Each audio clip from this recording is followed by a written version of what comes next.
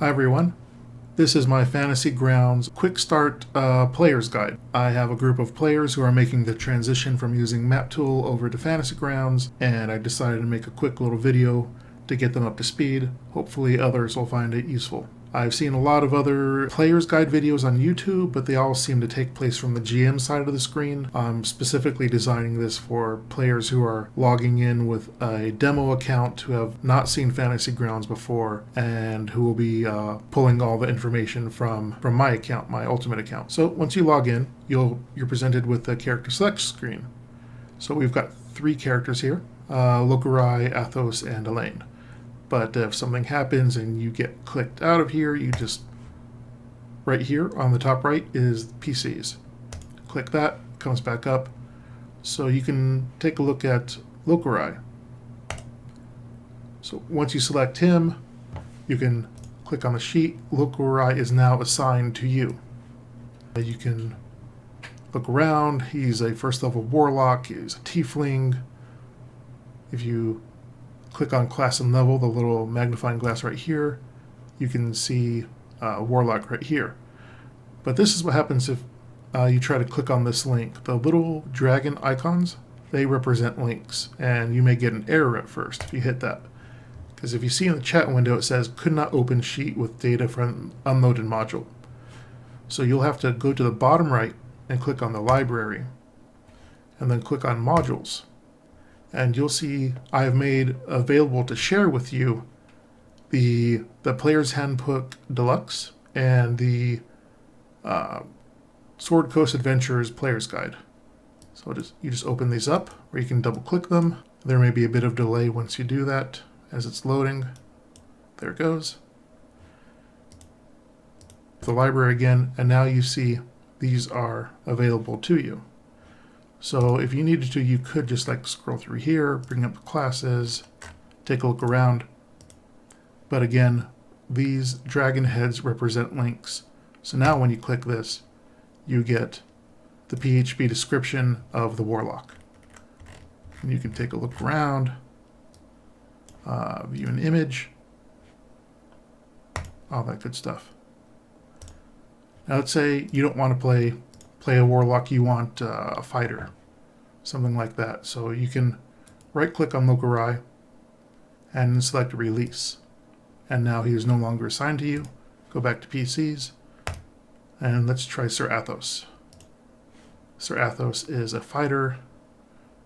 If we look at his abilities, he's got the 2-weapon fighting style. And yeah, this is what we want to play. Once you've got your character sheet, you take a look around and you see some dice and a whole bunch of other things. So let's break it down. So here, of course, is the chat window.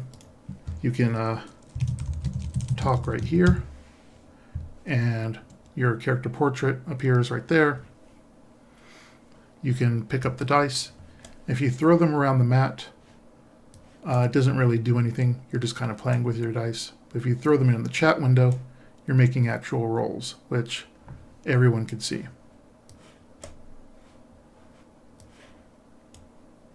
If you scatter your dice all over and you want to reset them, you can just right click, arrange dice, back there. If you don't like the dice color, on the top right is this color palette, and you can go with a nice orange, purple, and if you click the T right here, that changes the text from black to white and back again. On the bottom right is the dice tower. So let me bring up a character sheet again. So let's say if you needed to make a strength save, and I say just go ahead and make it, you can see whether you succeed or not. If you want to make that strength save, you would go under saves, strength, and you can double click it, or you can grab it, grab it and throw it in here, and you'll make your strength save.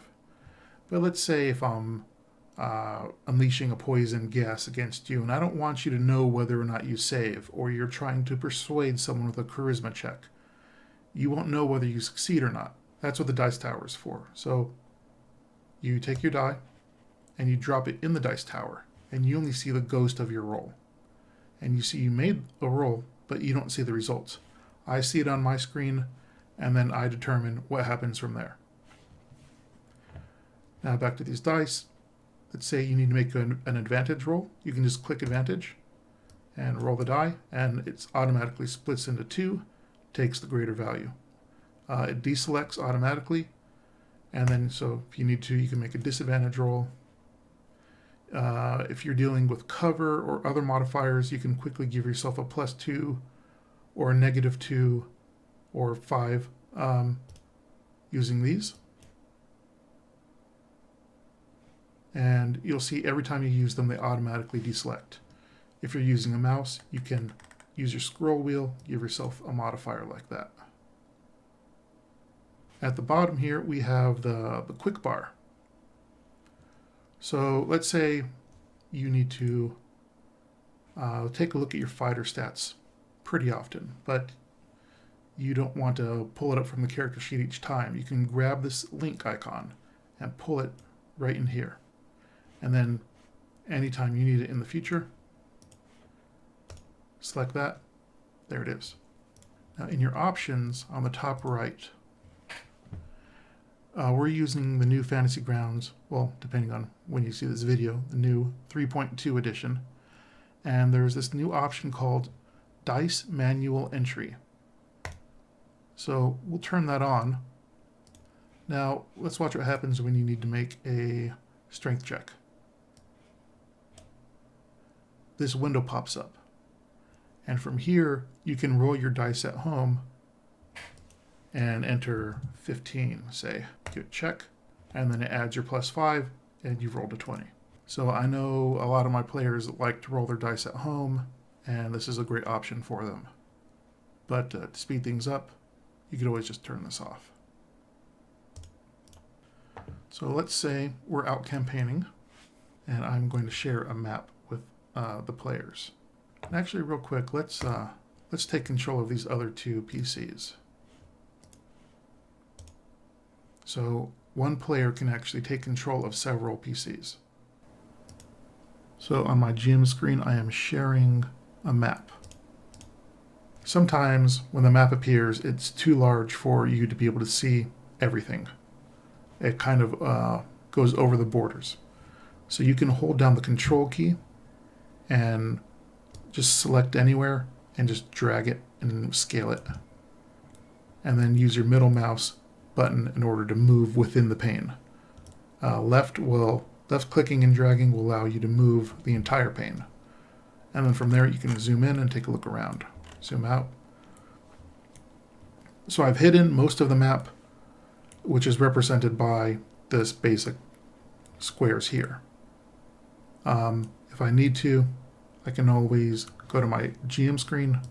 I can unhide other parts of the map for you, like that. So you can see what is coming around the corner. So let's say you're a player who likes to take notes. I know there are one or two players in my campaign who loves to take notes. So we have this nifty note-taking option right here. You can right-click, create item. Let's call this day 1. Came across, actually let's call it the ruined church. All was quiet. You can select this text, right-click it, change the paragraph type to a heading, so you can make it look all nice and cool. And then I will tell the group that a group of lizard folk approaches them. The player asks, well, what is a lizard folk? I can share this image with them. And then an image of the lizard folk will appear on the screen. And that note taker can say, a group of 4 lizard folk approached us. Smelled really bad. And they can take this dragon icon right here and pull this into your notes. I'll just rename this. Smelly lizard folk. So even though if you're done with this handout, later, if you're reviewing your notes, you can pull that back up. So that's very handy to have. So I've already placed a bunch of lizard folk on the map, but they are not visible to the players. So I'll tell them they're around the corner, then I make them visible. Let's say one of the lizard folk says something to the players. I will speak as a lizard folk.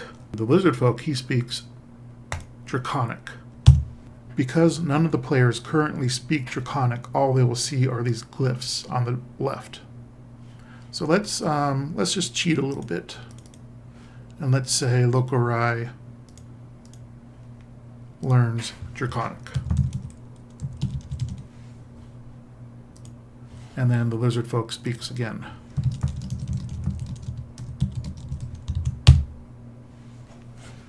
So you're controlling multiple players, and you see the glyphs again. This time you'll see that Lokorai understands what the lizard folk was saying. Translation, can you hear me now? Things get out of hand, combat erupts. On the top right, here we have the combat tracker. I'm going to roll initiative for all the bad guys. And now, well, because you're playing 3 characters, you need to roll initiative for each of them, but you go to your character sheet and double-click initiative. And you'll see you rolled a 21, and Elaine is already brought up to the top of the sheet. Sarathos.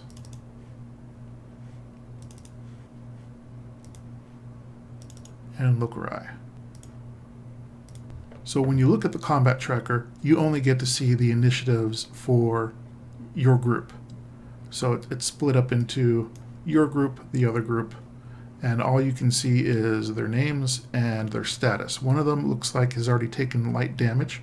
It is Elaine's turn. So I'm going to save Elaine for later. So when Elaine is done, Elaine hits turn complete, and then it moves to the next person in the initiative list, which is Lokorai.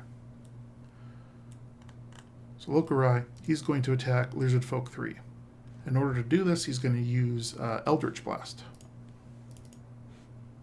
So we'll bring him up, go to our actions page. Now, if this doesn't appear, you may need to toggle your display right here until you're under actions. This gives you the options to actually cast your spells, or in this case, cantrip. So if he wants to attack Lizard Folk 3, he needs to select him. With Lokorai selected, I will hold control on my keyboard and select Lizard Folk 3. It draws a line showing the distance between us two. And Eldritch Blast is 120 foot range. I can either click this, or I can pick up the die and drop it on the token I want to attack. Let's do that. So I rolled a 6 plus a 5 for an 11, and I missed. So let's move next. Now it is a lizard folk's turn. And this lizard folk, you can see him highlighted right here. He is going to select Lokorai, and he's going to throw a javelin at him.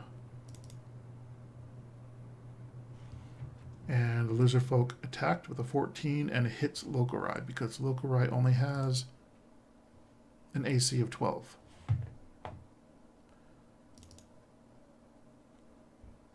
Oh, and has done 8 damage to Lokorai, who is now in critical damage. So on both the combat tracker and the character sheet, instead of starting from your max hit points and then reducing that number, in Fantasy Grounds, you leave your max number of hit points at 9, and then you put in the amount of damage you've taken. So right here, that's 8. So you've only got 1 hit point left. Same thing here in the combat tracker. Hit points are 9. Your wounds amount to 8. All right. The lizard folk is done. Moving on to the next person.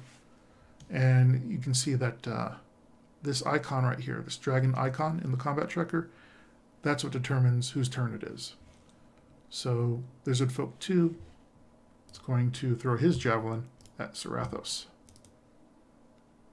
Tosses it and misses. the next lizard folk are actually just going to stand there. It is now Sir Athos' turn. So Sir Athos will move up. He will select the lizard folk. So again, we'll see in the combat tracker, we'll see who he has targeted. Bring up his character sheet. Go to actions, and he will use his longsword. So double click this, and he misses. Once he is done, area effect and spells. So Elaine is going to run up to the lizard folk. And Elaine, she has Burning Hands. Burning Hands is a 15-foot cone. In order to quickly determine what you can hit or what you can't hit with a cone, you can right-click, bring up the pointers, bring up Draw Cone, and it's easiest to do this in an empty square. Just click in the middle of the square, draw out the cone, 15 foot, move it, and then you can see, yeah, you're hitting all these guys. So the cone won't actually select any tokens, it just tells you who you can hit. So to select them, she can either control click them, or she can use these options up here. So these are the quick targeting. You can target your friendly units, you can target all the bad guys, or this clears them. This lets you draw a box. She's going to draw a box around these four, and you can see in the combat tracker she is targeting all four. So she's going to cast her spell. First she's going to spend a slot, and she rolls her dice. So because this is one of those spells that does damage either way, it doesn't show Elaine whether or not the lizards made their saves or didn't. So all she sees is that she cast them at them. On my screen, I see who saved and who did not.